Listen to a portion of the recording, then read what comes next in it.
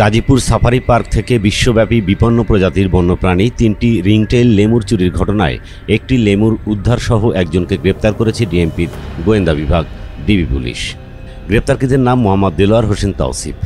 শুক্রবার জামালপুর জেলার সদর থানাধীন দড়ি হামিরপুর আকন্দবাড়িতে অভিযান পরিচালনা করে তাকে গ্রেপ্তার করা হয়।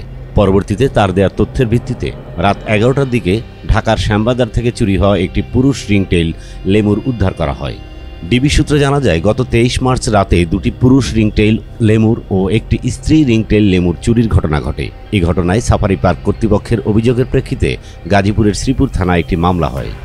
ঘটনার বিষয়ে বন অধিদপ্তরের বন্যপ্রাণী অপরাধ দমন ইউনিটকে অবগত করা ও গ্রেপ্তারকৃতদের বিরুদ্ধে আইনগত ব্যবস্থা গ্রহণ করা হয়েছে।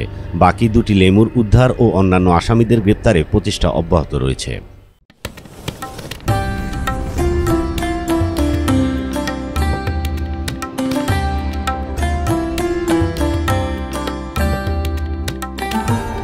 এমি টিভি, স্বাধীন বাংলার স্বাধীন কণ্ঠ।